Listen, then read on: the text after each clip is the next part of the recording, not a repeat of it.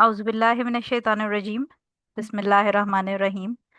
अल्हम्दुलिल्लाहि रब्बिल आलमीन। अस्सलातु वस्सलामु अला रसूलिल करीम। अस्सलामु अलैकुम वरहमतुल्लाहि वबरकातुहू। उम्मीद है आप सब खैरियत से होंगे। और आज अल्हम्दुलिल्लाह अल्लाह ताला के शुक्र से हम नया बाब स्टार्ट करने लगे। और ये जो बाब है इसके बाद ये छोटा सा है, इसमें टोटल तकरीबन 241 से लेके 341 से लेके 353 नंबर हदीस तक ये बाब है, जिसके अंदर हम दो टॉपिक्स कवर करेंगे। बेसिकली मुसाफिर की यानी ट्रेवलर्स प्रेयर जो होगी वो कवर होगी, और साथ में बीमारी के वक्त की या जो मरीज़ है, पेशेंट है, सिकनेस के टाइम की नमाज है वो हम कवर करेंगे। ये चैप्टर जब हमारा कल इंशाल्लाह आज और कल की क्लास में ख़त्म हो जाएगा। छोटी हदीस हैं, बहुत ज़्यादा डिटेल है इसमें, लेकिन हम इतनी डिटेल में नहीं जाएंगे क्योंकि कभी कभी जो इसके अंदर टॉपिक्स हैं जैसे हम आगे बढ़ेंगे तो उसमें एक्स्ट्रा जो डिटेल है वो काफ़ी कंफ्यूजिंग हो जाती है। और क्योंकि हमारा मकसद ये है कि हम बुलूगुल मराम को ईजी बनाएं, तो मैं आपको डिटेल तो बता दूंगी, थोड़ा आप समझें प्रिसाइजली, लेकिन याद आपने वो रखना है जो उसका फाइनल रूलिंग होगी, ताकि जब इम्प्लीमेंट करने की बारी आए तो आप ये कंफ्यूज ना हो कि हमने कौन सी रूलिंग इम्प्लीमेंट करनी है डेली लाइफ प्रैक्टिस में। और इंशाल्लाह ये हमारा कल ये बाब ख़त्म होगा तो नेक्स्ट वीक में फिर हम नमाज जुम्मा के बाब के ऊपर आ जाएंगे। और अल्हम्दुलिल्लाह ये भी मैं देख रही थी कि थोड़े ही टॉपिक्स हैं अब हमारे पास आगे। इंशाल्लाह ये जो हमारी बुक ऑफ सलाह है ये possibly with in 1 to 2 months या थोड़े से और टाइम लगेगा, 3 मंथ्स मैक्सिमम में ख़त्म हो जाएगी। सो आज की हम क्लास स्टार्ट कर लेते हैं।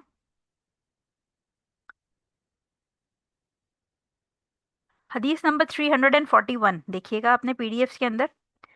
आज हम इसमें तकरीबन 6 हदीसें आज करेंगे। बेशक अब वो जितने मर्जी टाइम में हो, थोड़े आधे घंटे में हो जाए, पौने घंटे में हो। और कल फिर हम इंशाल्लाह बाकी हदीसें करेंगे। सो हज़रत आयशा रज़ी अल्लाह ताला अन्हा बयान करती हैं, ने बयान किया कि इब्तिदा में 2 रकात फ़र्ज की गई थी, यानी नमाज की बयान वो बता रही हैं कि नमाजें इब्तिदा में यानी स्टार्ट में जब रिवील ऑब्लिगेट की गई थी तो 2 रकातें फ़र्ज की गई थी।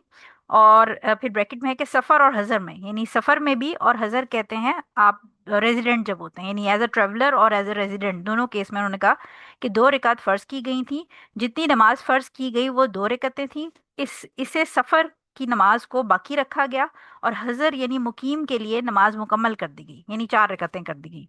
ये अल्फाज बुखारी और मुस्लिम के हैं। यानी हज़रत आयशा रज़ी अल्लाह तआला अन्हा बयान करें कि जब नमाज शुरू में ऑब्लिगेट की गई थी तो उस वक्त ये 2 रकातें थी, और फिर ये 2 रकातें ही रही। और जब मुकीम की नमाज फ़र्ज की गई थी, यानी जो रेजिडेंट है उसकी नमाज फ़र्ज की गई, तो जो बेसिक थी 2 रकातें वो ट्रैवलर की प्रेयर में रहने दी गई, और जो रेजिडेंट की प्रेयर है उसके अंदर 2 बढ़ा दी गई। और बुखारी की एक रिवायत में है कि फिर आप सल्लल्लाहु अलैहि वसल्लम ने हिजरत की तो 4 रकातें फ़र्ज की कर दी गईं, और सफ़र की नमाज पहली हालत पर बरकरार रखी गई। मुस्नद अहमद ने इतना इजाफा किया है कि सिवाय नमाज मगरिब के, क्योंकि वो दिन के वितर हैं, और सुबह की नमाज के, यानी सिवाय सुबह की नमाज के क्योंकि इस नमाज में किरात लंबी की जाती है। सो ये है, हमारे पास 3 नरेशन है, एक हमारे पास बुखारी और मुस्लिम की है, फिर बुखारी की एक और रिवायत आ गई, और फिर मुस्नद अहमद की है। इसके अंदर बेसिकली बताया जा रहा है इस हदीस के अंदर कि पहली चीज़ तो हमें ये पता होनी चाहिए कि 3 हालतों में हम नमाज शॉर्ट कर सकते हैं, सॉरी कंबाइन कर सकते हैं, और उसके अंदर हम चेंजेस कर सकते हैं नमाज के अंदर। पहली हालत हमारी कौन सी है? ट्रैवलिंग की। ठीक है, ट्रैवलिंग में हम शॉर्ट भी कर सकते हैं और हम कंबाइन भी कर सकते हैं। सेकंड हालत हमारी बीमारी की है, वो हम आगे इंशाल्लाह कल वाले सेक्शन में पढ़ेंगे, तो उसके अंदर हम देखेंगे कि इसमें क्या क्या कर सकते हैं। और थर्ड हमारी हालत है खौफ की हालत में, यानी खौफ की हालत ये जिस वक्त कोई खुदा न खास्ता जान का खतरा हो, या जैसे जंग की हालत होती है जिस वक्त सिपाही लड़ रहे होते हैं, मुसलमान मोमिन जो है वो लड़ रहा होता है बैटल फील्ड के अंदर, तो उस टाइम पे ऑब्वियसली क्योंकि नमाज हर हाल में आपने पढ़नी है, तो उस हाल के अंदर भी नमाज के अंदर चेंजेस की जाती हैं। और वो क्या होती हैं वो इंशाल्लाह जब हम खौफ की नमाज के वाले सेक्शन में आएंगे तो हम उसको तब पढ़ेंगे। सो आज हम इसकी यानी जो 3 चेंजेस वाली हमारे पास रीजनिंग है उसमें से आज हम पहली रीजनिंग वाली नमाज की अहादीस को डिस्कस कर रहे हैं, जो कि ट्रेवलर्स प्रेयर है, जिसके अंदर नमाज को कंबाइन करना और नमाज को शॉर्ट करना ये दोनों परमिसिबल है। शॉर्टली बता देती हूँ कंबाइन करना क्या होता है, फिर हम इंशाल्लाह कल वाली जो हदीस हैं उसमें कंबाइनिंग की भी हदीस भी हमारे पास आ जाएगी। सो कंबाइन करना ये है कि फजर किसी नमाज के साथ कंबाइन नहीं हो सकती क्योंकि वो एक अलग टाइम पे है, लेकिन जोहर को कंबाइन किया जा सकता है ट्रैवलिंग के दौरान असर के साथ। और मगरिब को कंबाइन किया जा सकता है ईशा के साथ। तो याद रखिएगा कि फजर की नमाज किसी के साथ कंबाइन नहीं हो सकती, और असर और मगरिब कंबाइन नहीं हो सकती। यानी असर को जो दोपहर की टाइम की दूसरी नमाज है यानी जोहर, उसके साथ कंबाइन किया जा सकता है, और मगरिब को जो रात की टाइम की दूसरी नमाज है ईशा, उसके साथ कंबाइन किया जा सकता है। उसका तरीका क्या होगा वो हम इंशाल्लाह कल जो हदीसें पढ़ेंगे उसके अंदर हम डिस्कस करेंगे। सो इसके अंदर हजरत आयशा रजी अल्लाह ताला अन्हा ये बता रही हैं कि कंबाइनिंग की बात नहीं हो रही यहाँ, शॉर्टनिंग की, कसर की बात हो रही है। कि वो ये कह रही है कि जब नमाज फ़र्ज की गई, और नमाज कब फ़र्ज की गई थी, हम सबको पता है कि नमाज मेराज के मौके पे, जब अल्लाह ताला ने हुजूर सल्लल्लाहु अलैहि वसल्लम को सारी जो हमें पता है कि इसरा वल मेराज का जो वाक़या है, और वो फिर सातों आसमान उन्होंने विज़िट किए, और वहाँ पर एज अ प्रेजेंट अल्लाह ताला की तरफ से एज अ तोहफा उनको दी गई थी ये इबादत। और इसके अंदर फिर हमें ये स्टोरी भी पता है कि वो पहले अल्लाह ताला ने 50 नमाजें, 50 नमाजें फ़र्ज की थी, और हज़रत मूसा अलैहिस्सलाम ने फिर हमें हमारी तरफ से हजूर सल्लल्लाहु अलैहि वसल्लम को ये बात समझाई, यानी क्योंकि वो अपनी उम्मत को देख चुके थे, तो उन्होंने हजूर सल्लल्लाहु अलैहि वसल्लम को ये बात समझाई कि तुम्हारी उम्मत इतनी नमाजें नहीं पढ़ सकेगी एक दिन में, 50 नमाजें इज टू मच। तो वो बार्गेनिंग टाइप सिचुएशन थी, और हजरत मूसा अलैहि सलाम ने हजूर सल्लल्लाहु अलैहि वसल्लम को गाइड किया, और हजूर सल्लल्लाहु अलैहि वसल्लम ने फिर अल्लाह ताला से रिक्वेस्ट की, और वो कम होते होते होते फाइनली 5 नमाजों पे बात फाइनल हुई। और जबकि हजरत मूसा अलैहि सलाम ने 5 नमाजों के ऊपर भी हजूर सल्लल्लाहु अलैहि वसल्लम को कहा कि ये भी ज्यादा है, तुम्हारी उम्मत के लोग ये भी नहीं पढ़ेंगे। क्योंकि वो बेसिकली फ्यूचर की बात नहीं कर रहे थे, वो अपनी उम्मत का हाल देख चुके थे। इस बिहाफ पे वो कहते थे कि ये 5 नमाजें भी उम्मतियों को मुश्किल हो जाएंगी, लेकिन हुजूर सल्लल्लाहु अलैहि वसल्लम को ये फील हुआ कि अब अगर वो अल्लाह ताला से इसको कम करने की रिक्वेस्ट करेंगे, तो उनको शाय फील हुआ बहुत ज़्यादा हुजूर सल्लल्लाहु अलैहि वसल्लम को। जैसे आप सोचे ना कि बार बार एक चीज़ आप मांग रहे हैं किसी से, तो उनको ये लगा कि अब ये टू मच हो गया, यानी मैंने पहले 50 से कम करा करा के 5 तक अल्लाह ताला से कह के करवा लिए हैं, सो 5 इज़ इनफ। लेकिन जैसे हम देखते हैं तो बात वही है कि 5 हैं तो इनफ, लेकिन 5 भी लोगों से नहीं पढ़ी जाती। तो उस टाइम पे जब ये फ़र्ज़ की गई थी नमाज मुसलमानों के ऊपर, तो तब ये 2 रकात थी, यानी फजर भी 2 थी, जोहर भी 2 थी, सारी नमाजें 2 2 रकात थी, सिवाय मगरिब, मगरिब 3 ही थी उस वक्त भी। ठीक है। सो ये सारी 2 2 थी, और इसके अंदर फिर ये थ्रू आउट मक्का की ज़िंदगी में इसी तरह रही। लेकिन जब मदीना हुजूर सल्लल्लाहु अलैहि वसल्लम ने ट्रैवल किया, हिजरत की, और मदीना जब ये पहुंचे हैं, तो वहाँ पर फिर जाके जो ट्रैवलर और जो रेजिडेंट थी उसकी नमाज में रकातों का फ़र्क कर दिया गया। मक्का में ट्रैवलर की और रेजिडेंट की दोनों की रकातें 2 2 रकात थी। लेकिन जो मदीना के अंदर चेंज क्या किया गया कि जो रेजिडेंट है, यानी जो मुकीम है उस शहर में, जहाँ जैसे मैं अगर जहाँ से आपसे लेक्चर कर रही हूँ, कंडक्ट कर रही हूँ, ये मेरा रेजिडेंट एरिया है, यहाँ मैं रहती हूँ, ये मेरा घर है, तो मैं यहाँ पर 2 रकात नहीं बल्कि 4 रकात पढ़ूंगी। और अगर मैं ट्रेवलिंग के लिए कहीं जाऊंगी तो मैं 2 रकात पढ़ूंगी। सो इसलिए हज़रत आयशा रजी अल्लाह ताला अन्हा की जो ये हदीस है, इससे ये पता चल रहा है कि पहले 2 2 रकातें की गई थी, लेकिन बाद में जब हिजरत मदीना हो गई, वहां पर जाके फिर नमाजों को डबल कर दिया गया, सिवाय मगरिब की नमाज के।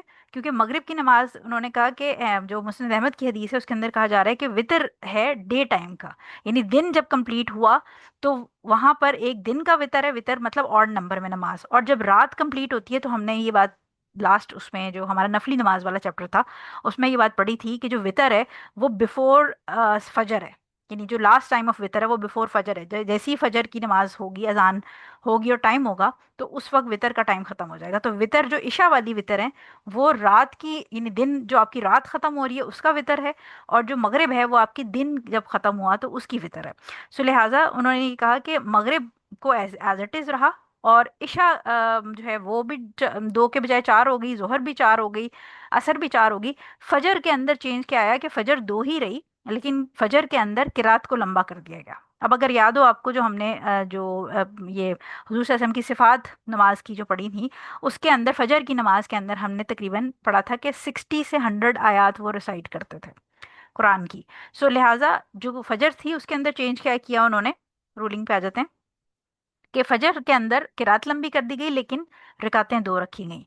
मगरिब एज इट इज रखी गई, और बाकी सारी जो थी तीनों, जो आपकी जोहर थी और जो आपकी असर थी और जो आपकी ईशा थी, वो 2 2 रकातों के बजाय डबल कर दी गई, 4 4 रकात। ठीक है। सो बेसिकली हम अब अपने ज़माने में ये समझते हैं कि ओरिजिनल नमाज जो थी वो 4 रकात थी, और जो ट्रैवलिंग के दौरान है वो उसमें अल्लाह ताला ने हमें गुंजाइश दे के 2 कर दी। हालांकि it's the other way around, original जो नमाज थी वो 2 रकात थी, और मुकीम के लिए यानी रेजिडेंट के लिए अल्लाह ताला ने वो बढ़ा दी, 4 कर दी।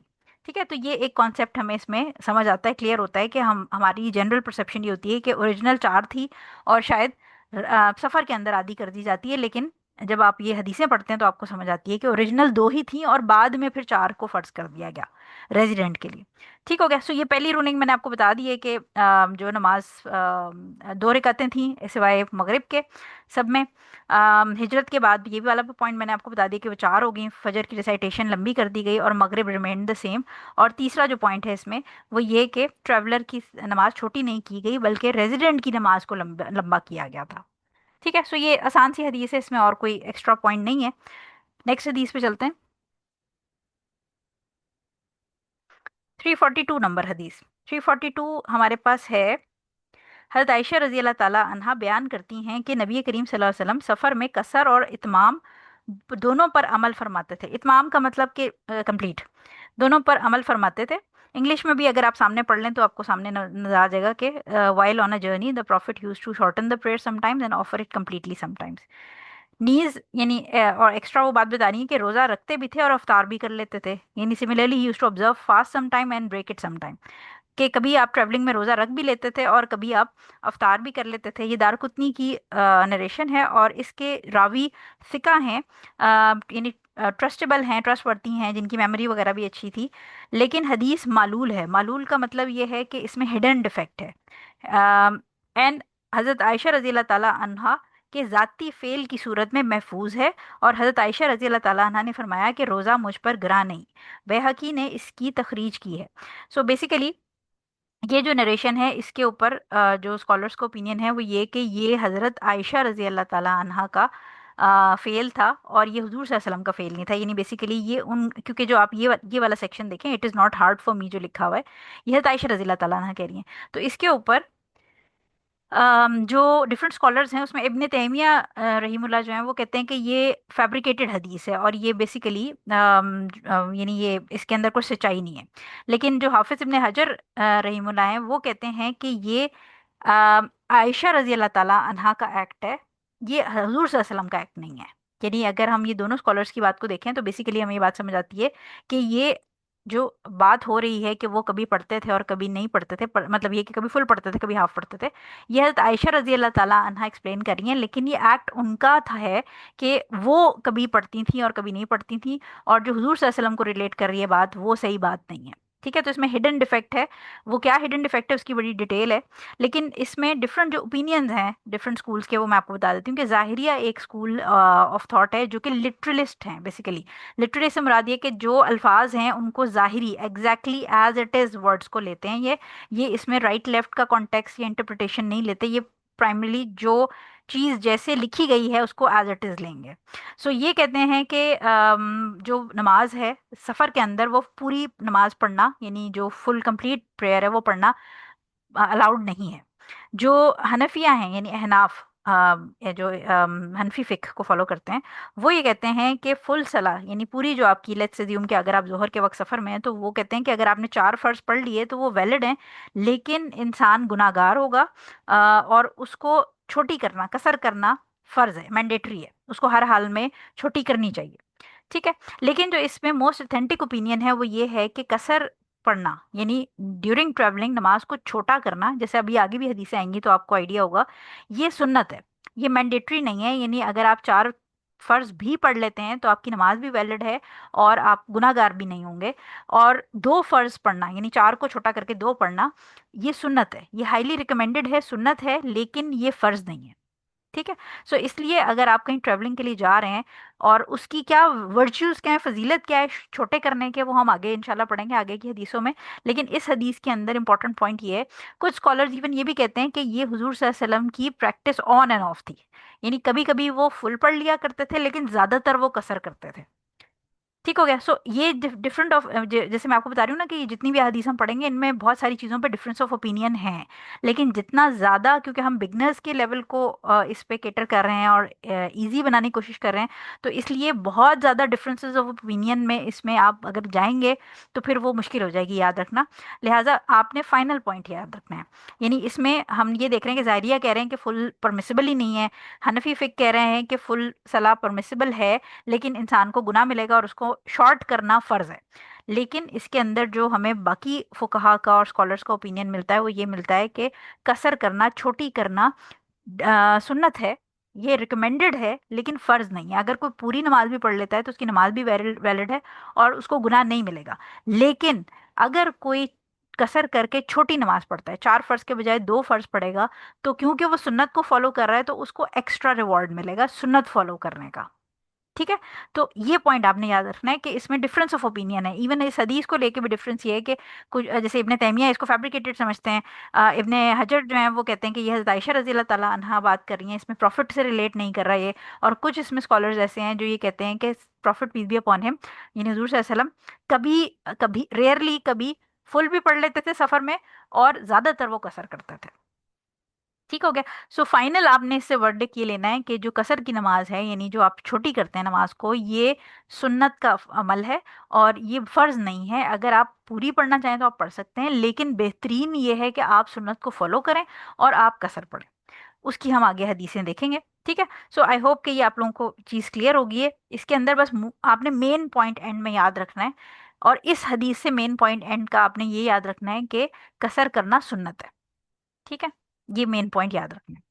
अच्छा, अब हम आ जाते हैं अगली नंबर हदीस पे। 343 नंबर। 343 नंबर हदीस हमारे पास है।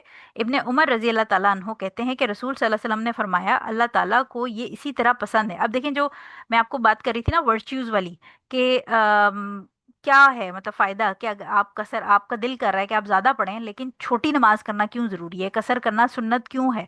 तो इसके इसके बारे में ये हदीस है कि इब्ने उमर रजी अल्लाह ताला अन्हो कहते हैं कि रसूल सल्लल्लाहु अलैहि वसल्लम ने फरमाया, अल्लाह ताला को ये इसी तरह पसंद है कि जिन कामों में उसने रुख्सत इनायत फरमाई है, इनमें रुख्सत पर अमल किया जाए। रुख्सत का मतलब है कि जिसमें आसानी कर दी है अल्लाह ताला ने।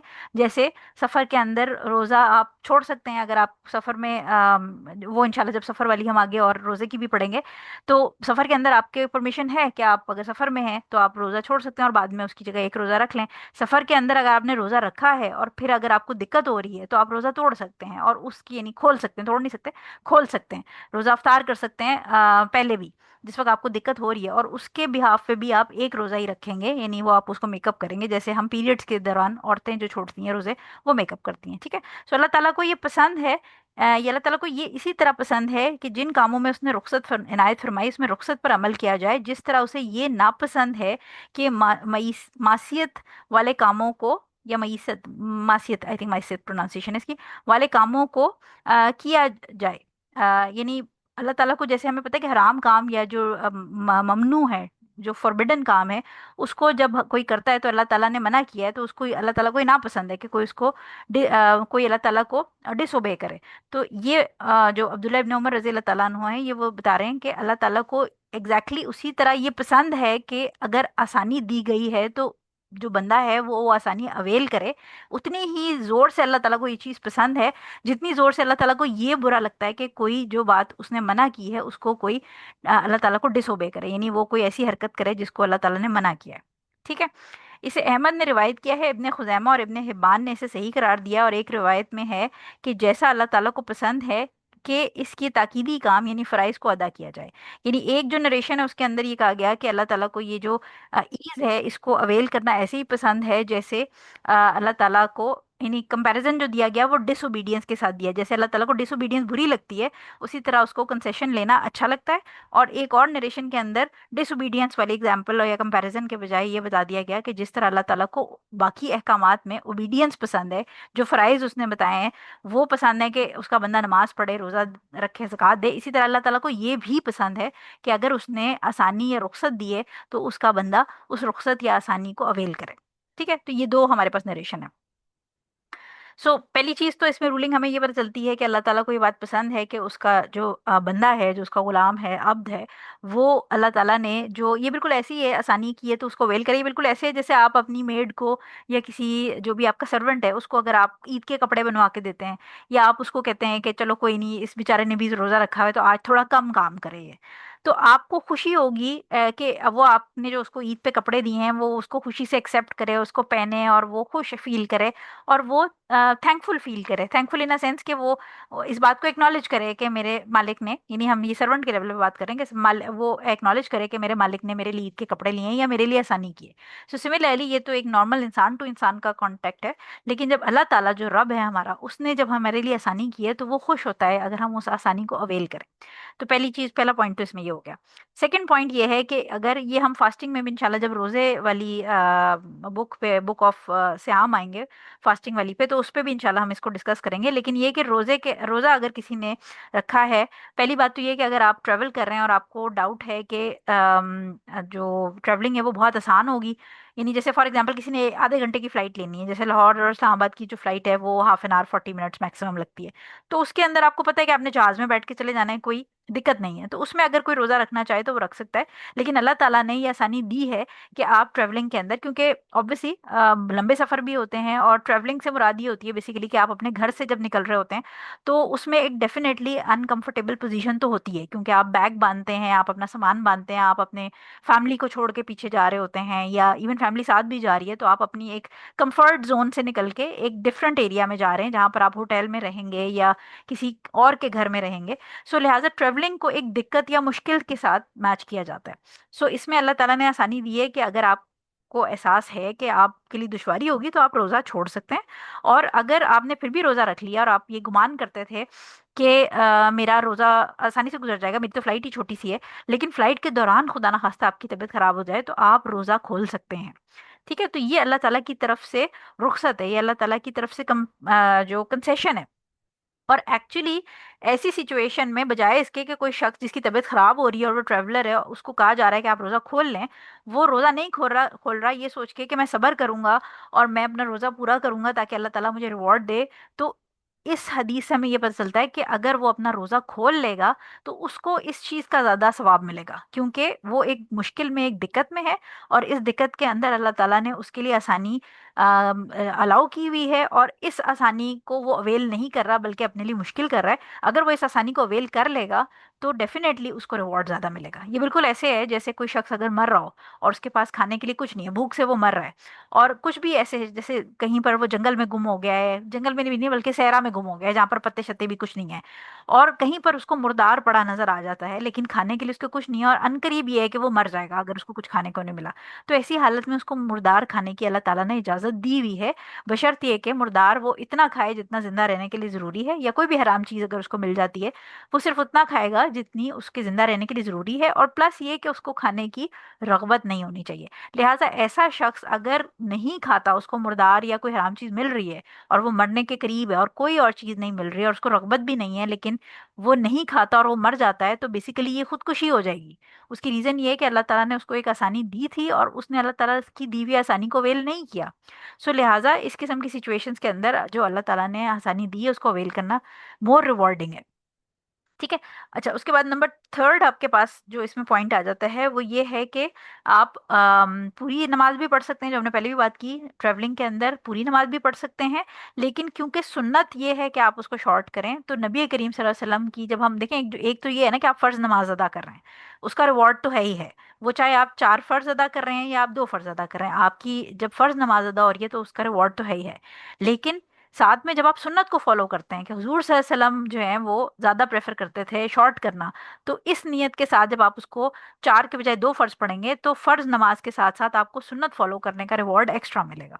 ठीक है, तो इसलिए ये ज़्यादा वर्चुअस है कि अल्लाह ताला ने एक कंसेशन दी है जो कि अल्लाह ताला की तरफ से तोहफा है हमारे लिए, और हम अल्लाह ताला हमें तोहफा दे रहा है और हम वो तोहफा देने लेने से इनकार कर दें इस सोच में कि हम 4 फर्ज पढ़ेंगे तो हमें ज़्यादा सवाब मिलेगा। हालांकि वो तोहफा ले के हम नमाज पढ़ेंगे तो हमें उसका रिवॉर्ड ज़्यादा मिलेगा, क्योंकि हम उसके अंदर क्या कर रहे हैं, हम फर्ज के साथ साथ सुन्नत को भी पूरा कर रहे हैं। ठीक हो गया। सो ये हदीस नंबर हमारी हो गई 343। अच्छा, 344 नंबर हमारे पास हदीस है अनस बिन मालिक रजी अल्लाह ताला अन्हो से, और ये रिवायत करते हैं कि रसूल सल्लल्लाहु अलैहि वसल्लम जब 3 मील या 3 फरसख की मुसाफत पर सफ़र के लिए तशरीफ़ ले जाते थे तो 2 रकअतें नमाज कसर अदा फरमाते थे। मुस्लिम की हदीस है ये। ठीक है, और इसके अंदर अच्छा, अब ये वो वाली हदीस है जिसका मैंने आपको बताया था, जस्ट सेकेंड, एक सेकेंड। अच्छा, ये वो वाली हदीस है जिसका मैं आपको बता रही थी कि ये थोड़ा सा इसमें डिफरेंस ऑफ ओपिनियन है कैलकुलेशन को लेके, एक और हदीस आएगी उसके अंदर भी है। सो बेसिकली जो फरासिख है वर्ड यूज किया गया है, ये जमा है फरसख, पर्शियन का एक वर्ड है जो कि जैसे हमारा किलोमीटर वगैरह यूज होता है इस तरह का एक डिस्टेंस का यूनिट है। ये ईरान वगैरह वाली साइड के ऊपर पुराने ज़माने में, अब तो खैर सब जगह ही इंटरनेशनल किलोमीटर और माइल्स और ये यूनिट यूज़ होते हैं, लेकिन ये यूज़ किया जाता था। और ये पर्शियन एक यूनिट है जो कि डिस्टेंस को मेजर करने के लिए इस्तेमाल होता है। और एक फरसख जो है वो तकरीबन 3 माइल्स के अराउंड होता था। तो इस हदीस के अंदर जो जिक्र किया गया है वो 3 फरसख का जिक्र प्राइमरीली अरबी के अंदर किया गया है, जो कि 9 माइल्स हो गया तकरीबन। अब चक्कर ये है कि ये जो मेजरमेंट है फरसख की, और इसके अंदर जो मुख्तलिफ, जैसे आपको याद होगा जब हमने मुख्तलिफ जो पानी को मेजर करने के डिफरेंट जो पुराने ज़माने के यूनिट्स थे वो पढ़े थे, तो इसी तरह इसके भी बड़े यूनिट्स हैं। और इसमें डिफरेंस ऑफ ओपिनियन है मेजरमेंट को लेके, यानी कुछ जो हैं वो स्कॉलर्स वो क्या कहते हैं कि जी ये कुछ किलोमीटर के अंदर 24 किलोमीटर बनेगा, कुछ कहते हैं ये कैलकुलेशन के अंदर कि ये तकरीबन 17 किलोमीटर बनेगा, कुछ इसको 48 किलोमीटर बनाते हैं। तो क्योंकि ये डिफरेंस है डिस्टेंस का, तो इसलिए इसमें जो आपने प्राइमरीली है, देखिए जैसे मैं अब आपको पढ़ के बताती हूँ कि हनफी जो है वो ओवरऑल क्या करते हैं कि 77 से 80 किलोमीटर वो कहते हैं कि जो क्लासिकल हमारे पास पुराने ज़माने में लोग सफ़र करते थे, जिसको वो सफ़र कहते थे, वो तकरीबन आज के यूनिट्स में 77 से 80 किलोमीटर के करीब जो डिस्टेंस होता था, उसको वो कहते थे कि ये हम एज अ ट्रेवलर ये ट्रैवलिंग कहलाएगी, यानी 80 किलोमीटर जब क्रॉस कर लेंगे घर से, तो फिर ये हम एज अ ट्रेवलर कहलाएंगे। तो हनफी जो है वो ये तकरीबन रेंज देते हैं 77 से 80 किलोमीटर की। जो शाफी और हम्बली हैं वो तकरीबन 80 से 88 किलोमीटर की हदीस देते हैं, सॉरी डिस्टेंस देते हैं।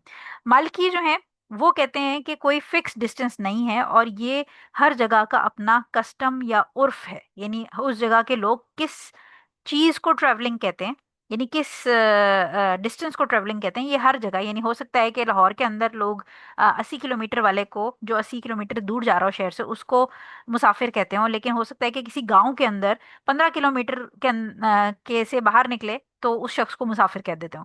तो जो इमाम मालिक हैं वो उनके बिहाफ पे ये है कि ये फिक्स डिस्टेंस के बजाय कस्टम या उर्फ के ऊपर बिलीव करते हैं। कस्टम या उर्फ ये होता है कि जो उधर के लोकल लोग हैं वो उस चीज को कैसे मानते हैं। ठीक है। सो और इसके अलावा इब्ने तैमिया जो हैं वो भी यही कहते हैं कि कोई फिक्स नंबर नहीं है। उसकी रीज़न ये है कि हमारे पास, हम आगे आगे जाएंगे तो हमारे पास जो अहादीस आएंगी जिसमें सिटीज़ का ट्रैवलिंग या गजवा तबूक या फतेह मक्का वगैरह का जो टाइम पीरियड और डिस्टेंस और वो चीज़ें दी हैं, उसके हिसाब से जब हम इसको कंपेयर करेंगे टाइम वर्सेस डिस्टेंस, यानी कितने दिन का ट्रैवलर है और कितने किलोमीटर का ट्रैवलर होगा, तो इसमें बहुत सारे हमारे पास बड़ी खिचड़ी है, आप समझे, बहुत सारे डिफरेंस ऑफ ओपिनियन है। सो लिहाजा इसमें सबसे जो इम्पोर्टेंट और आसान आपने टेक अवे करनी है वो ये कि जो भी कि आपके एरिया में, आप अगर किसी गांव में रहते हैं और उस गांव के हिसाब से आपकी जो लोकल अंडरस्टैंडिंग है लोगों की, वो ये है कि लेट्स अज्यूम कि आपको 10 किलोमीटर अगर आप अपने घर से बाहर जाते हैं तो आपका गांव खत्म हो जाता है। ठीक है। तो अगर आप गांव से निकलते हैं और आपका गांव खत्म हो जाता है वहां पर, और आगे सिविलाइजेशन भी खत्म हो जाती है, और पूरी आप समझें कि सुनसान बेयाबान वाली सिचुएशन आ जाती है, और आप उस जगह की नॉर्मल ट्रेडिशन के हिसाब से मुसाफिर बन जाते हैं, तो आपकी नमाज कसर हो सकती है। अब आप एक मुसाफिर हैं बाय डेफिनेशन, उस जो भी आप विलेज में रहते हैं उसके डेफिनेशन के हिसाब से आप मुसाफिर हैं, तो लिहाजा आप अपनी नमाज कसर कर सकते हैं। तो लिहाजा जो इसमें फाइनल वर्डिक्ट है, जो कि आप समझें कि इसमें इब्ने तैमिया हैं और बाकी और बड़े मशहूर स्कॉलर्स हैं, वो ये कहते हैं कि आप अपने उर्फ के हिसाब से चलेंगे, as long as you are called a traveller, यानी आप जैसे जैसे निकल के शहर से बाहर जा रहे हैं उसके हिसाब से आप देखेंगे। जिसमें एक इम्पॉर्टेंट पॉइंट ये है कि कम्यूटिंग आपकी दो शहरों के बीच में, अब कम्यूटिंग और ट्रैवलिंग में क्या फ़र्क है, ये मैं आपको ब्यूटी वाले ग्रुप में भी काफ़ी दफ़ा बता चुकी हूँ कि ट्रैवलिंग का मतलब होता है कि आपने अपना बक्सा बांधा, उसके अंदर सूटकेस के अंदर आपने अपने कपड़े रखे, आपने अपने नाइट सूट रखा, आपने टूथब्रश रखा, आपने अपने जूते रखे एक्स्ट्रा, और एक्स्ट्रा पैसे भी रखे आपने, और अपनी जो डेली आपकी इस्तेमाल की चीज़ें वो आपने एक सूटकेस में पैक की, और अब आप अपने घर वालों को खुदा हाफिज कह के निकले हैं इस सोच से कि ये मैं सफ़र पे जा रहा हूँ। ठीक है, ये सफ़र है, आपको इंटेंशंस पता होती हैं, आपने अपना एक बकायदा कुछ दिनों का सामान अपना, जो भी ज़रूरी चीज़ें हैं, डॉक्यूमेंट्स हैं, वो सब आप ले के जाते हैं, और आप खुदाफिज करके इस नियत से निकलते हैं कि मैं सफ़र पे जा रहा हूँ। तो ये ट्रेडिशनली सफ़र कहलाता है। लेकिन कम्यूटिंग क्या होती है कि फॉर एग्जांपल अगर आप पाकिस्तान में जो लोग रहते हैं, तो इस्लामाबाद और रावलपिंडी दो शहर हैं जो साथ साथ हैं, और बहुत सारे ऐसे स्टूडेंट्स हैं, डॉक्टर्स के पॉइंट ऑफ व्यू से बताती हूँ, कि जो रावलपिंडी के अंदर जो मेडिकल कॉलेज है उसमें पढ़ते हैं और रहते हैं वो इस्लामाबाद में। इवन मेरे अपने सिबलिंग्स इसी तरह उन्होंने जो अपनी मेडिकल है वो पढ़ी, कि वो हम रहते इस्लामाबाद में थे और उनका मेडिकल कॉलेज पिंडी में था, तो वो डेली इस्लामाबाद से पिंडी जाते थे। सुबह जाते थे, घंटे की तकरीबन ड्राइव थी, और वापसी फिर वो दोपहर में तकरीबन 3-4 बजे तक वो वापस आते थे, या डिपेंडिंग अपॉन के जो भी उनका स्केड्यूल है। तो ये कहलाती है कम्यूटिंग। कम्यूटिंग का मतलब ये है कि आप कोई अपना सूटकेस बांध के नहीं लेके जा रहे, आप जा रहे हैं खुदाफिज करके कि अच्छा मैं शाम में आती हूँ या शाम में आता हूँ, ठीक है। और आप कोई ऐसा जरूरी सामान अपना नहीं लेके जा रहे, आप टूथब्रश टूथपेस्ट और बाकी एक्स्ट्रा कपड़ों के सेट और वो नहीं रख के लेके जा रहे। सो ये ट्रैवलिंग नहीं कहलाएगी, ये कम्यूटिंग कहलाएगी। इसी तरह जो लोग लाहौर में रहते हैं, वो शेखुपुरा में बहुत सारी जैसे फार्मास्यूटिकल कंपनीज हैं, उनकी जो फैक्ट्रीज हैं वो शेखुपुरा में हैं। तो वो क्या करते हैं, वो डेली सुबह उठते हैं और फजर के टाइम पे, या जैसे सनराइज जब होता है, बल्कि फजर के टाइम ही सनराइज 5 बजे 5:30 बजे अगर वो निकलते हैं, ताकि वो 7, 7:30, 8 बजे जो भी उनका टाइम है ऑफिस का या इंडस्ट्री का, वो उसके हिसाब से मार्जिन रख के घंटे 1.5 घंटे का ट्रेवल रख के निकलते हैं, और वो डेली लाहौर से शेखुपुरा जाते हैं, ठीक है। सो ये कम्यूटिंग है, ये ट्रेवलिंग नहीं कहलाएगी, क्योंकि इसमें आप सफर पे नहीं जा रहे टेक्निकली, आप कोई अपना सूटकेस बांध के नहीं लेके जा रहे। आपका एक नॉर्मल बैग है जिसके अंदर आपकी नॉर्मल चीजें पड़ी हुई हैं, आप कोई एक्स्ट्रा कपड़े या कोई चीजें नहीं लेके जा रहे। सो ये टेक्निकल डेफिनेशन आपको पता होनी चाहिए, ठीक है। सो कोई भी चीज, कोई भी सफर जिसको लोग आपके इलाके में सफर समझते हैं, ट्रैवलिंग समझते हैं, जहां पर आप अपना एक रख्ते सफर, उर्दू में उसके लिए मुश्किल सा वर्ड होता है, कि सामान बांध के जाते हैं, ठीक है। और फिर आप जिस जगह पे जा रहे हैं वहां पर आप सेटल्ड नहीं है, जिस जगह पे आप जा रहे हैं वहां पर आप उसी सूटकेस में से चीजें निकाल निकाल के इस्तेमाल करते हैं और वापस उसी सूटकेस में रखते हैं। यानी आप होटल में या किसी दोस्त के घर या किसी रिश्तेदार के घर भी टिके हैं, तो वो आपका अपना घर नहीं है। आपने जो सूटकेस बांध के उस जगह पे लेके गए हैं, आप उसी सूटकेस में से चीजें निकाल निकाल के इस्तेमाल कर रहे हैं। So you are basically living out of that suitcase. So ये एक आसान अंडरस्टैंडिंग है, बजाय इसके कि आप 80 किलोमीटर और 50 किलोमीटर और 40 किलोमीटर की कंफ्यूजन में फंसे रहें। ये एक इजी वे आउट है, जो सबसे ज्यादा इसको इब्ने तैमिया रहीमुल्लाह ने सपोर्ट किया है। और ये बड़ा एक इजी वे है गेस करने का कि आप कितने डिस्टेंस के ऊपर अपनी नमाज को शॉर्ट कर सकते हैं, ठीक है। तो ये 2 पॉइंट हो गए। तीसरा पॉइंट मैंने आपको बता दिया कि कुछ स्कॉलर्स जो हैं उन्होंने 80 किलोमीटर सजेस्ट किया है, लेकिन हमारे पास ये 80 किलोमीटर का कोई प्रूफ नहीं है। 80 किलोमीटर के ऊपर कोई हमारे पास अथेंटिक प्रूफ नहीं है बेसिकली। तो अगर तो आपको बिल्कुल ही नहीं समझ आ रही, यानी जो मैंने आपको अभी डेफिनेशन समझाई है वो अगर आपको बिल्कुल ही नहीं समझ आ रही कि डॉक्टर सादी ने क्या कहा है, और ट्रेडिशनली सफ़र को समझना क्या होता है, और सूटकेस क्या होता है, और घर से बाहर जाके रहना क्या होता है, तो फिर आप 80 किलोमीटर को ही अपने दिमाग में रख लें। लेकिन अगर आपको मेरी बात समझ आ गई है तो ज़िंदगी आसान हो जाएगी, कि आपको बाय ट्रेडिशन या बाय उर्फ, उर्फ कहते हैं जो लोकल कस्टम एंड ट्रेडिशन हो उस जगह का, उसके हिसाब से जो भी सफ़र कहलाएगा, आपने वो डिस्टेंस अपना हिसाब रखना है। और अपने हिसाब के से आप, जैसे फॉर एग्जांपल लाहौर के अंदर हमें पता है कि हमारा जो एक एग्जिट का मोटरवे का पॉइंट है वो ठोकर न्याज बेग है। तो हमें पता है कि जब हम ठोकर न्याज बेग से आगे निकल जाएंगे, चढ़ेंगे, तो उसके बाद एक टाइम आता है जब आप, हम देख रहे होते हैं कि शहर की बिल्डिंग्स चल रही हैं, चल रही चल रही हैं, बट एक सर्टेन टाइम आता है जहां पर बिल्डिंग्स खत्म हो जाती हैं। वहां हमें पता चल जाता है कि लाहौर बेशक नक्शे के अंदर वो लाहौर स्टिल चल रहा हो, लेकिन हमें पता है कि अब यहाँ पर बिल्डिंग्स और सिविलाइजेशन नजर आना बंद हो गई है। अब ये बिल्कुल ही सुनसान बेआबान सी जगह स्टार्ट हो गई है। दिस इज द टाइम के, इसका मतलब है कि अब हम अपने शहर से बाहर निकल आए हैं, और अब हम मुसाफिर हैं, क्योंकि हम जा रहे हैं, लेट्स अज्यूम के एबटाबाद जा रहे हैं, या हम मुल्तान जा रहे हैं, या किसी और जगह जा इस्लामाबाद जा रहे हैं।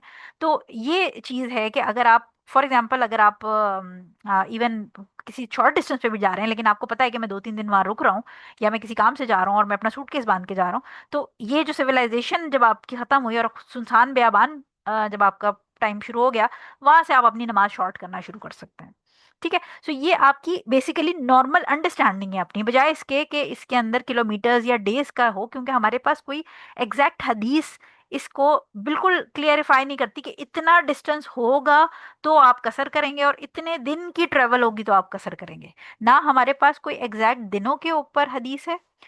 हम डिफरेंट सीरा के अंदर से चीजें लेंगे जो अभी हम आगे जाके देखेंगे, लेकिन ना हमारे पास नंबर ऑफ डेज के ऊपर कोई एग्जैक्ट हदीस है, और ना हमारे पास एग्जैक्ट जो डिस्टेंस है उसकी कोई हदीस है, ठीक है। तो ये डिफरेंट ओपिनियंस जो हैं ये इज्तिहादी हैं, यानी इसमें स्कॉलर्स ने खुद इसके ऊपर, आप समझे, 2+2 करके इज्तिहाद करके ये बताया कि अबू हनीफा ने कहा कि इतना डिस्टेंस है, और शाफी ने, इमाम मालिक ने, या इमाम अहमद इब्न हम्बल ने कहा कि इतना इतना डिस्टेंस है, ठीक हो गया। जब और छोटी कब करना शुरू करनी है, मैंने आपको बता दिया कि जब आप सिटी से बाहर निकलें प्रेमिसेस से और आपको पता चल जाता है कि अब शहर खत्म हो गया है। अगर आप खिड़की से बाहर देख रहे हैं तो आपको बहुत अच्छी तरह नजर आ जाता है कि शहर खत्म हो गया है। और बिल्कुल एकदम से वो बिल्डिंग्स खत्म हो जाती हैं, आपको जिंदगी के जो एक वो मॉल्स होते हैं या शॉपिंग की जगहें होती हैं या घर बने होते हैं या दुकानें बनी होती हैं, वो सब नजर आना बंद हो जाते हैं। एंड यू एग्जैक्टली नो कि अब ये हम जो शहर की जिंदगी है या शहर की प्रेमिसेस हैं उससे बाहर निकल आए। तो उस टाइम पे आप अपनी नमाज शॉर्ट करना शुरू कर सकते हैं, अगर आप सूटकेस लेके निकलें। ठीक है। लास्ट पॉइंट इसके अंदर ये है कि आप अपने सिटी के अंदर ट्रेवलर नहीं हो सकते। ये बड़ा फनी सा पॉइंट है कि अगर किसी के घर वालों ने निकाल दिया और वो सूटकेस लेके होटल में चला गया है अपने ही शहर में, तो वो ट्रेवलर नहीं हो जाएगा। उसको उसके घर वालों ने निकाल दिया है। लिहाजा अपने शहर के अंदर अगर आप सूटकेस लेके भी घूम रहे हैं तो क्योंकि वो सूटकेस के ऊपर मैंने काफी जोर दिया है, तो आपको कहीं माइंड में ये ना हो कि जब भी सूटकेस लेके निकलेंगे तो हमने नमाज छोटी करनी है। तो जो सूटकेस है वो ट्रेवलिंग से रिलेटेड है। वो अगर आपके अपने घर वालों ने आपको निकाल दिए तो फिर होटल में जाके रहने में आप नमाज कसर नहीं करेंगे, बिकॉज यू आर रेजिडेंट, आप अपने शहर के अंदर हैं, तो उस केस के अंदर आप नमाज छोटी नहीं करेंगे। ठीक हो गया। ये पॉइंट हमारा क्लियर हो गया। अब हम आ जाते हैं 345 नंबर हदीस पे। 345 नंबर हदीस हमारे पास है। अनस रजी अल्लाह ताला अन्हो से ही रिवायत है कि हमने रसूल सल्लल्लाहु अलैहि वसल्लम के साथ निकल कर, अब ये देखें ये वो वाली हदीसें आना शुरू हुई हैं जिसके अंदर डिस्टेंस की बात होना शुरू हुई है, यानी फला सिटी हम गए और फला सिटी गए। पहले हम जो पिछली वाली कर रहे थे वो हम टाइम की बात कर रहे थे। ठीक है, अगर आप ये पीछे जाएं, ये देखें तो उन्होंने कहा कि सॉरी, इसमें भी डिस्टेंस था, टाइम नहीं था। डिस्टेंस की बात हो रही थी, टाइम वाली आगे आएगी। इसमें भी हमने 3 माइल्स या 3 फरसक की बात की थी। अब ये अगली वाली में हम डिस्टेंस किस फॉर्म में कर रहे हैं कि फला शहर से फला शहर।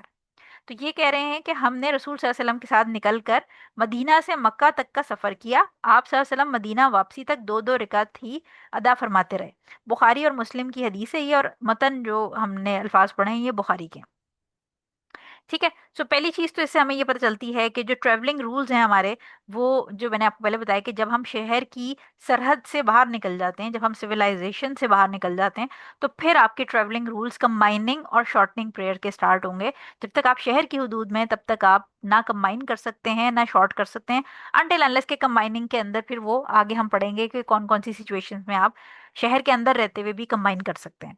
सो ट्रैवलिंग रूल्स जो हैं वो आपके, जब आप सिटी की प्रेमिसेस या आपके गांव की जो प्रेमिसेस हैं, जब आपकी जो खोखे वाली दुकान है या जो भी चीज़ें हैं जहाँ पर आपको ज़िंदगी के आसार नज़र आते हैं, उससे जब निकल के आप सुनसान वाली सड़क पे चल चल पड़ेंगे जहाँ पर आपको पता है कि शहर नहीं है, अब ये बस सड़क ही है बीच में, वहां से आपके ट्रैवलिंग रूल्स शुरू होंगे। सेकेंड इसमें पॉइंट आपका ये है कि जो सुन्नत है इसके अंदर, जैसे आपको ये बात याद रखनी है कि कसर करना फर्ज नहीं है, सुन्नत है। तो सुन्नत क्या है कि जाते हुए भी आप कसर करें और वापसी में भी आप कसर करें, ये सुन्नत है। लेकिन मैंडेटरी नहीं है। अगर आप किसी ने गलती से 2 के बजाय 4 पढ़ ली तो उसको गुनाह नहीं है, उसकी नमाज भी वैलिड हो जाएगी। बट वो बस वो सुन्नत वाला एक्स्ट्रा रिवॉर्ड उसको नहीं मिलेगा। बट अगर कोई पढ़ना चाहे तो पढ़ सकता है। इसके अलावा हम आगे एक हदीस में आएंगे, एक सिचुएशन डिस्कस करेंगे जिसके अंदर अगर मर्द हजरात जो हैं वो किसी एज अ ट्रेवलर किसी और शहर की मस्जिद में जाके नमाज पढ़ें, उसकी क्या सिचुएशन होगी वो भी हम डिस्कस करेंगे।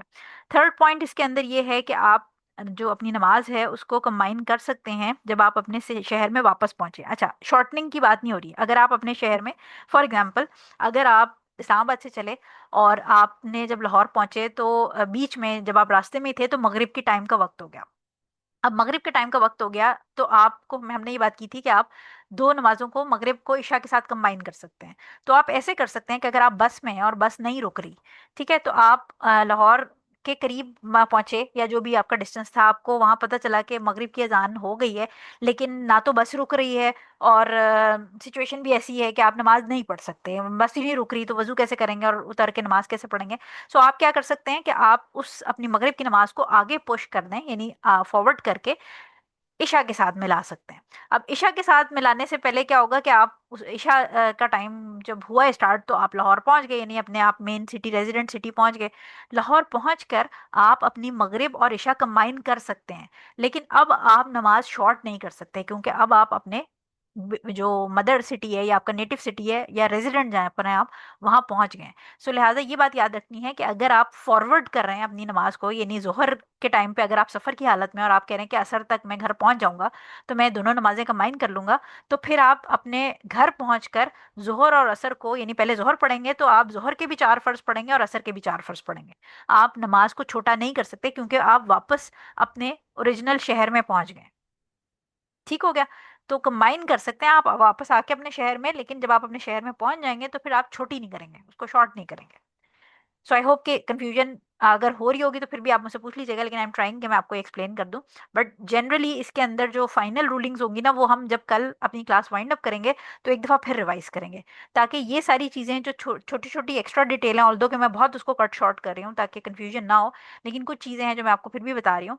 सो लिहाजा कल हम इसको एंड में फिर इसलिए रिवाइज करेंगे ताकि आपको पक्की याद हो जाए कि ये जो ट्रैवलिंग है इसमें डिस्टेंस वगैरह की क्या हमने फाइनल रूलिंग याद रखनी है, ताकि कब कल को हमसे कोई पूछे तो हमने किसी को क्या बताना है, या कल हम खुद सफर पे निकलें तो हमने किस चीज को फॉलो करना है।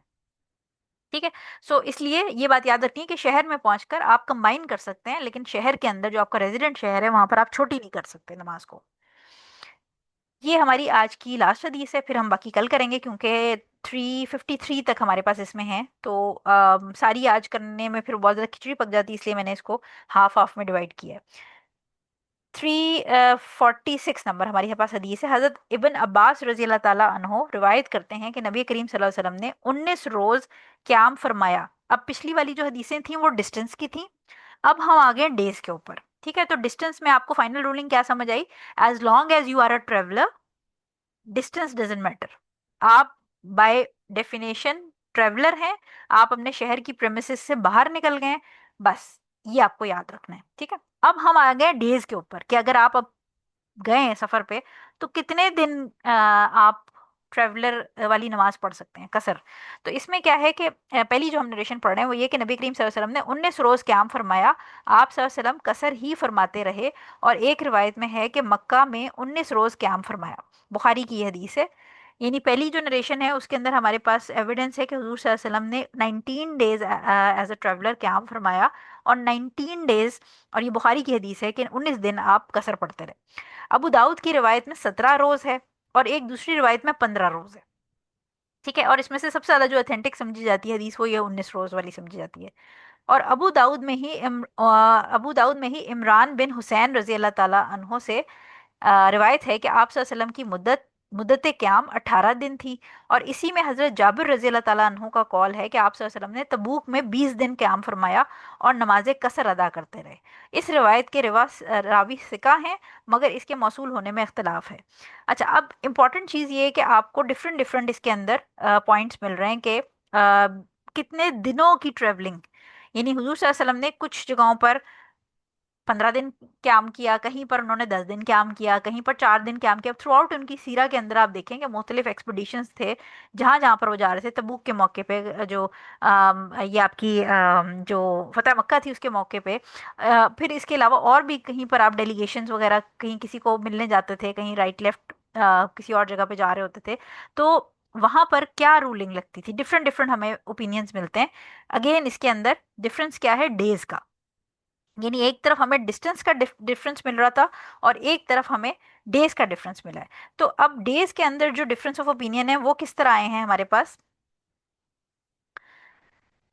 इसके अंदर कुछ स्कॉलर्स डिवीजन ये करते हैं कि अगर आपको पता हो कि आप कितने दिन के लिए जा रहे हैं तो तब रूलिंग्स फर्क होंगी, और अगर आपको ये नहीं पता कि आप कितने दिन के लिए जा रहे हैं, फॉर एग्जांपल अगर कोई शख्स जॉब के पॉइंट ऑफ व्यू से जा रहा है और वो कह रहा है कि जब मुझे जॉब मिल जाएगी तो मैं फला पेपर्स कंप्लीट करके वापस आ जाऊंगा, ठीक है, यानी उसको गैर मुअय्यना मुद्दत जिसको हम कहते हैं। तो कुछ स्कॉलर्स इसको इस तरह डिफ्रेंशिएट करते हैं कि जो तबूक का मौका था वहां पर हुजूर सल्लल्लाहु अलैहि वसल्लम 20 दिन के लिए गए थे, और उनको नहीं पता था कि वो कितने दिनों में वापस आएंगे, यानी वो 20 दिन वहाँ रहे और 20 दिन के बाद वापस आ गए, लेकिन क्योंकि उनको पता नहीं था कि वो कितना लंबा वहाँ पर स्टे करेंगे, तो लिहाजा इसलिए वो वहाँ पर कसर पड़ते रहे। और फिर कुछ स्कॉलर्स का ख्याल ये है कि क्योंकि मक्का में जो 15 दिन या 19 दिन की बात हो रही है वो उनको पता था कि वो कितने दिन के लिए जा रहे हैं। सो इस किस्म के इसमें डिफरेंस हैं कि क्या जहाँ पर उनको पता था वहाँ पर उन्होंने कितने दिन कसर पड़ी, और जहाँ उनको नहीं पता था, अंदाजे से जा रहे थे और ये नहीं पता था वापस कब आएंगे, वहाँ पर उन्होंने क्या किया। सो इसके अंदर जो पहले मैं थोड़ा सा आपको डिफरेंस बता दूं कि हनफी जो है वो कहते हैं कि 3 दिन की जो जर्नी है, ये बाय फुट होगी या बाय कैमल होगी, उसके अंदर आप कर सकते हैं कसर। शाफी और हम्बली जो हैं वो अगेन हमें कहते हैं कि इसके अंदर, नहीं सॉरी सॉरी, हनफी जो है वो कहते हैं 15 डेज, हनफी हमें कहते हैं 15 डेज, 15 दिन जो है वो अगर आप स्टे कर रहे हैं और आपकी जो इंटेंशन थी वो एज ए ट्रेवलर थी, तो आप 15 दिन से ज़्यादा के ऊपर ट्रेवलर नहीं कहलाएंगे, 15 दिन के नीचे नीचे आप ट्रैवल कराएंगे और आप कसर कर सकते हैं। शाफी जो है वो 4 दिन का कहते हैं। ठीक है। शाफी कहते हैं कि 20 नमाजें, यानी टोटल जो आपकी 4 दिन की 5 पर डे के हिसाब से 20 नमाजें हैं, अगर आप 4 दिन से ऊपर स्टे करना चाहते हैं तो फिर आपको के लिए कोई कसर नहीं है। इसी तरह यानी हनफी जो है वो 15 दिन का कट ऑफ टाइम देते हैं कि 15 से ऊपर अगर आप स्टे करना चाहते हैं 15 दिन से ऊपर, तो आप कसर नहीं पढ़ सकते, 15 दिन कट ऑफ टाइम है। जो आपके शाफी हैं वो 4 दिन का कट ऑफ टाइम देते हैं। जो हम्बली हैं और मालिकी हैं ये भी 4 4 दिन का कट ऑफ टाइम देते हैं कि 4 दिन से ऊपर अगर आप स्टे कर रहे हैं तो फिर आप कसर नहीं पढ़ सकते। लेकिन जो इब्ने तैमिया है, अगेन इनका क्योंकि लॉजिकल है, और क्योंकि हमारे पास अगेन वही बात है कि इतना डाइवर्स इसमें क्राइटेरिया और प्रूफ्स हैं, एविडेंसेस हैं, कि इसमें आप पिन पॉइंट नहीं कर सकते कि ये वाली जो कट ऑफ मार्किंग है ये सही है या ये वाली सही है। तो इब्ने तैमिया रहीमुल्लाह जो है वो ये कहते हैं कि हमारे पास कोई स्पेसिफिक टाइम भी नहीं है और स्पेसिफिक डिस्टेंस भी नहीं है जो हुजूर सल्लल्लाहु अलैहि वसल्लम ने हमें स्पेशली बताया हो। तो इसलिए ना तो आपको टाइम के लिए टेंशन लेने की जरूरत है और ना आपको डिस्टेंस की टेंशन लेने की जरूरत है। इन एनी केस, ये दोनों केसेस में एज लॉन्ग एज आप ट्रेवलर हैं और आप जब तक आप वहां पर यानी किसी जगह पे आप गए हैं, वो बेशक आप वहां पर 1 महीना रह रहे हैं। जैसे फॉर एग्जांपल अगर आपका दुबई का वीज़ा है और दुबई का वीज़ा आपका 1 महीने का विजिट वीज़ा लगा है, अब आप 1 महीने के लिए वहां गए हैं तो आप 1 महीने में उनके रेजिडेंट नहीं बन जाएंगे। आप जब वहां गए तो वो आप वही सूटकेस लेके गए हैं और सूटकेस के अंदर से ही आपने अपनी ज़िंदगी होटल में या किसी दोस्त के घर या जहाँ पर भी गुजार रहे हैं, और फिर महीने के बाद आप अपना सूटकेस बंद करेंगे और वापस आ जाएंगे। सो इब्ने तैमिया रहीमुल्लाह ये कहते हैं कि एज लॉन्ग एज, अगेन वही बात कि आप ट्रेवलर हैं, तो आप अपनी नमाज, वो चाहे आप 1 महीने के वीज़े पे गए हैं, जब तक आप उस नई जगह पर सेटल नहीं हो जाते कि आप वहाँ पर प्रॉपरली अपना कोई अपार्टमेंट ले लें और आपके पास एक प्रॉपर मीन्स ऑफ मूवमेंट भी हो, कि या तो आप गाड़ी ले लें या गाड़ी रेंट कर लें, या आप मतलब वहाँ सेटल हो जाएं, फिर आप ट्रेवलर नहीं कहलाएंगे। अदरवाइज अगर आप कहीं पर गए हैं और वहाँ आप रहते नहीं हैं, उस केस में आप अपने सूटकेस में से चीज़ें निकाल निकाल के गुजारा कर रहे हैं, ना आपके पास वहाँ घर है, ना आपके पास कोई सेटलमेंट के लिए कोई चीज़ें हैं, तो आप ट्रेवलर ही कहलाएंगे और आप अपनी नमाजें कंबाइन भी कर सकते हैं और शॉर्ट भी कर सकते हैं। ठीक हो गया। और ये व्यू जो है ये सबसे ज़्यादा आप समझें कि ये जितने भी इस वक्त भी हम मेरे अपने जो टीचर्स हैं, वो सब यही इसी व्यू को सपोर्ट करते हैं, क्योंकि अब स्पेशली अगर आप ये देखें कि बहुत ज़्यादा ट्रैवलिंग बढ़ गई है, और प्लस ये कि सिस्टम जो है वो इतना सिंपल नहीं रहा। यानी बहुत दफ़ा ऐसा होता है कि लोग अपनी किसी इलाज के लिए कहीं जाते हैं, किसी दूसरे मुल्क जाते हैं और वहाँ पर वो मेडिकल बेसिस के ऊपर गए होते हैं, तो वो वहाँ सेटल नहीं हो गए होते, वो उनका रेजिडेंट एरिया नहीं बन गया होता। वो बेचारे इस इंतज़ार में होते हैं कि हमारी ये सर्जरी होनी है या हमें हमारी कोई जो भी ट्रीटमेंट होना है वो हो जाए तो हम अपने घर वापस जाएंगे। तो दे आर बेसिकली ट्रेवलर्स। वो एक मुश्किल हालात में, यानी जो ये आसानी की गई है इसके पीछे हिकमत क्या है अल्लाह ताला की तरफ से? हिकमत ये कि अल्लाह ताला आसानी कर दे, क्योंकि आप अपने घर से दूर हैं, आप आपके ऊपर एक मुशक्क़त है। और जैसे कुरान की आयत है कि विद डिफ़िकल्टी कम्स ईज़ इन्ना माल उसरी युसरा, तो अल्लाह ताला इस आयत के अंदर जो रूल बताया जा रहा है, यानी फ़िक्ह का एक बेसिकली बड़ा इंपॉर्टेंट रूल है कि जब भी मुशक्क़त या दुश्वारी आती है तो अल्लाह ताला आसानी कर देता है। तो लिहाजा इसीलिए अगर कोई खड़े होकर नहीं पढ़ सकता तो बैठ के पढ़ ले, ये हम सिकनेस वाला सेक्शन में पढ़ेंगे कि इस तरह हमें आसानियाँ दे दी गई हैं। सो लिहाजा अगर कोई शख्स ओपन वीज़े के ओपन टिकट के ऊपर गया है, उसको नहीं पता कि वो वापस कब आ रहा है, लेकिन वो वहाँ सेटल होने नहीं गया, वो किसी काम से गया है, वो किसी इलाज के लिए गया है, तो ऐसा शख्स बेशक वो महीना 2 महीना 3 महीना भी वहाँ रुकता है तो वो कसर पड़ सकता है क्योंकि वो ट्रेवलर है। लेकिन अगर कोई शख्स वहाँ पर पढ़ने के लिए चला गया है, जैसे स्टूडेंट है, अब स्टूडेंट अगर बाहर के मुल्क या किसी दूसरे शहर पढ़ने के लिए चला गया है, तो बेसिकली वो क्या कर रहा है, वो आउट ऑफ सूटकेस नहीं गुजार रहा जिंदगी। वो वहाँ पर, जैसे अब बहुत सारे स्टूडेंट्स पाकिस्तान से अमेरिका जाते हैं पढ़ने के लिए, यूके जाते हैं, वो 4 5 साल वहाँ पर ज़िंदगी गुजार रहे हैं, तो बेसिकली वो वहाँ सेटल हो जाते हैं क्यों? क्योंकि वहां पर उनके पास ऑब्वियसली हॉस्टल का कोई कमरा होता है, रहने की अपनी प्रॉपर जगह है। प्लस ये कि उन्होंने वहां पर अपने कपड़े जूते बाकी चीजें भी खरीद रही होती हैं, वहाँ शॉपिंग भी हो रही होती है। वहां रहने के लिए उन्होंने अपनी जिंदगी normal day to day life गुजारने के लिए जो कुछ उनको चाहिए वो उन्होंने वहां ले लिया होता है। सो इन दैट केस फिर वो ट्रेवलर नहीं रहेंगे, क्योंकि उन्होंने वहां पर वो एज अ स्टूडेंट अपने आप को 4-5 साल वहां जिंदगी गुजारने के लिए सेटल हो गए। सो ये चीज जो है ना, ये आपने थोड़ा सा इसके ऊपर कॉमन सेंस वाली बात होती है कि कॉमन सेंस से समझना है कि जो शख्स किसी काम से गया है वो, और उसको पता है कि मैं यहाँ रह नहीं रहा, यहाँ मैंने जूते कपड़े और वो चीज़ें खरीदना नहीं शुरू कर दी हैं अपनी ज़िंदगी गुजारने के लिए, मैं सिर्फ यहाँ एक काम से आया हूँ और वो काम जैसे ही पूरा होगा मैं चला जाऊंगा। बट स्टूडेंट के केस में ऑब्वियसली वो 4-5 ईयर्स का टाइम पीरियड है। और अक्सर स्टूडेंट्स के माइंड में ये भी फिर आजकल तो होता है कि हम इधर ही जॉब ढूंढ लेंगे और इधर ही रह जाएंगे। सो ये चीज़ आपने याद रखनी है कि as long as you are a traveller, by definition आपके ट्रेडिशनल उर्फ के अंदर आपका डिस्टेंस और आपका डेज मैटर नहीं करेगा। ठीक है? और आप अपनी नमाजें कंबाइन कर सकते हैं, और आप अपनी नमाजें शॉर्ट भी कर सकते हैं, कसर भी कर सकते हैं। बट अगर फिर भी आप कंफ्यूज हो रहे हैं, अगर आप का टाइम स्पैन इतना ज़्यादा हो गया है, उस केस में हमने ये बात भी आज पढ़ ली कि कसर करना सुन्नत है, फ़र्ज़ नहीं। तो अगर आपको बिल्कुल ही नहीं समझ आ रहा और आपको दिल के अंदर कुछ हो रहा है कि पता नहीं गड़बड़ तो नहीं हो रही, तो फिर अगर आप फुल भी नमाज पढ़ लेते हैं तो उसमें गुनाह नहीं है, आपकी नमाज वैलिड है। क्योंकि कसर करना ट्रैवलिंग के अंदर सुन्नत है, फ़र्ज़ नहीं है। ठीक हो गया? सो आई होप कि ये थोड़ी सी टेक्निकल सी क्लास थी, और ये बड़े इसमें कन्फ्यूजन इसीलिए होती है क्योंकि जब आप इन हदीस को खोलते हैं और उल्मा के जो ओपिनियंस हैं वो पढ़ते हैं, तो वो ओपिनियंस इतने कंफ्यूजिंग होते हैं कि वो हमें भी मिक्स हो जाते हैं इस पॉइंट पे आके कि किसने क्या कहा और किसने क्या दलील ली। तो वो आपने कोई ना कोई अपने नोट्स सामने रखे होते हैं, जैसे मैं भी अभी आपको ये पढ़ के ही सामने नोट से ही बता रही थी कि ये किसने क्या कितना डिस्टेंस और क्या कही है। ठीक है? तो आपने आसान अल्फाज में इसको याद ये रखना है, as long as you are a traveller आप कंबाइन भी करें और शॉर्ट भी करें। ठीक हो गया? सो बाकी की इंशाल्लाह जो हदीसें हैं 347 और ऑनवर्ड हम 353 तक आखिरी है इसमें, ये इंशाल्लाह कल करेंगे। तब तक आप इसको रिवाइज कर लीजिए एक दफ़ा। कोई क्वेश्चन हो आपसे तो वो ग्रुप में आप पूछ सकते हैं। जज़ाकल्लाह खैर फॉर अटेंडिंग। वाइंड अप कर लेते हैं क्लास। सुब्हानकल्लाहुम्मा व बिहम्दिका अशहदु अल्ला इलाहा इल्ला अंता अस्तगफिरुका व अतूबु इलैक। अस्सलामु अलैकुम व रहमतुल्लाहि व बरकातुहू।